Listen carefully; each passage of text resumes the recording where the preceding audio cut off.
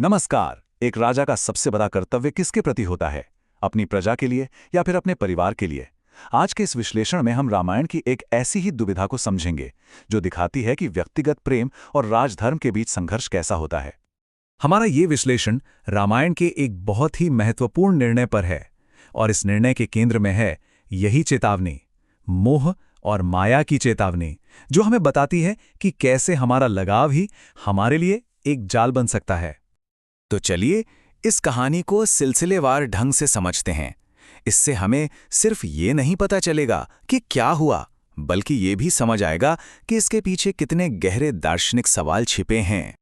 हमारी कहानी शुरू होती है दो विदाइयों से, और ये दो विदाइयां इस कहानी के पूरे संघर्ष की जमीन तैयार कर देती हैं। देखिए, राजकुमार भरत अपने ननिहाल जा रहे हैं और उनकी विदाई भावनाओं से भरी हुई है। ये भाइयों के बीच के एक बहुत ही मजबूत व्यक्तिगत बंधन को दिखाता है। ये गहरा स्नेह है, लगाव है, जो बिल्कुल स्वाभाविक लगता है। और दर्शन की भाषा में इसी गहरे लगाव को मोह कहा जाता है। एक ऐसा जुड़ाव जो इंसान को सांसारिक रिश्तों में इतना बांध देता है कि कभी-कभी उसके विवेक पर भी पर्दा पड़ जाता है और आध्यात्मिक तरक्की में रुकावट बन सकता है। और अब देखिए इसका ठीक उल्टा पहलू। महान ऋषि विश्वामित्र राजा दशरथ के बार बार रोकने पर भी जाने की जिद करते हैं। वो कहते हैं कि एक कर्तव्य पूरा हो गया, अब आगे बढ़ना ही होगा। वो राजा के प्रेम को भी माया का ही एक रूप बताते हैं जो उन्हें उनके अगले कर्तव्य से रोक रहा है। और ये है कर्तव्य, यानी वो सिद्धांत जो कहता है कि इंसान को एक बड़े मकसद के लिए मोह से ऊपर उठना पड़ता है। तो एक तरफ है मोह और दूसरी तरफ है कर्तव्य, और इन दोनों के बीच की यही कश्मकश इस पूरी कहानी की नींव है। तो मोह और कर्तव्य के इन विचारों के बीच बूढ़े हो रहे राजा दशरथ एक बहुत बड़ा फैसला लेते हैं। उन्हें लगने लगा है कि उन्होंने अपने दुनियावी कर्तव्य पूरे कर लिए हैं। अब राजपाट से मन हटाकर अपनी आत्मा के कल्याण की तरफ बढ़ने का वक्त आ गया है, यानी आध्यात्मिक मुक्ति की खोज। इसीलिए वो सिंहासन छोड़ने का प्रस्ताव रखते हैं।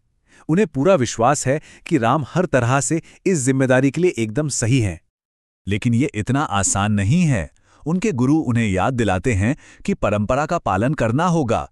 मतलब ये फैसला सिर्फ राजा का व्यक्तिगत नहीं हो सकता, इसे राजसभा में सबके सामने रखना होगा और सबकी सहमति लेनी होगी, क्योंकि उनके वंश की यही परंपरा रही है।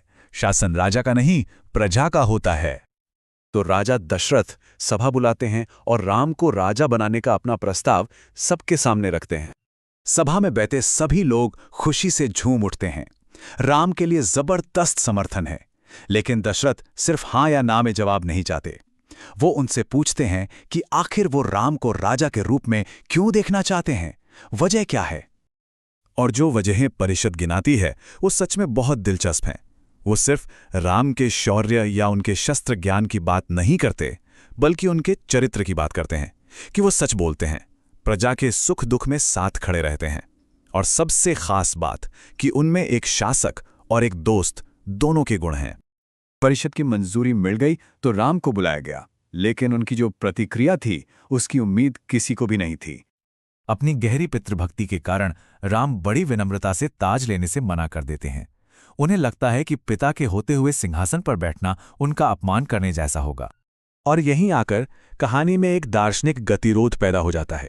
एक तरफ है राम का पुत्र धर्म जो उन्हें सिंहासन लेने से रोक रहा है, और दूसरी तरफ है उनके पिता का मोक्ष धर्म जिसके लिए उनका सिंहासन छोड़ना जरूरी है। एक तरफ मोह है तो दूसरी तरफ कर्तव्य। अब इस गतिरोध को तोड़ने के लिए गुरु आगे आते हैं। वो जीवन के 4 लक्ष्यों यानी पुरुषार्थ के बारे में समझाते हैं। वो बताते हैं कि दशरथ ने पहले 3 लक्ष्य धर्म, अर्थ और काम पूरे कर लिए हैं, और अब उन्हें आखिरी लक्ष्य यानी मोक्ष की तरफ बढ़ना ही चाहिए। वो राम के लिए इस पूरी स्थिति को एक नया नजरिया देते हैं।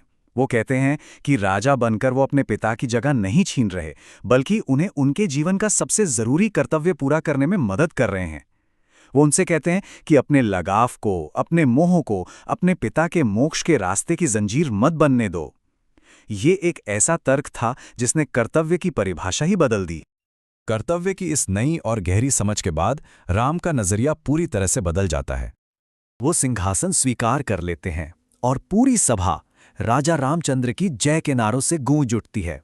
आखिरकार वो दार्शनिक उलझन सुलझ गई। और फिर सब कुछ बहुत तेजी से होता है। फैसला होता है कि राज्याभिषेक अगले ही दिन पुष्य नक्षत्र के शुभ मुहूर्त पर किया जाएगा, क्योंकि अगला शुभ मुहूर्त आने में काफी वक्त था। ये खबर पूरे महल में बिजली की तरह फैल जाती है और हर तरफ जश्न का माहौल बन जाता है। राम और लक्ष्मण अपनी माताओं और पत्नियों को ये खुशखबरी देते हैं और जोर शोर से समारोह की तैयारियां शुरू हो जाती हैं। लेकिन इस जश्न और जल्दबाजी में एक बहुत ही अहम बात को नजरअंदाज कर दिया गया। 2 राजकुमार भरत और शत्रुघ्न अभी भी दूर हैं और इस सबसे अनजान हैं। और यही एक चूक महाकाव्य साहित्य के सबसे बड़े संघर्षों में से एक के लिए मंच तैयार करती है।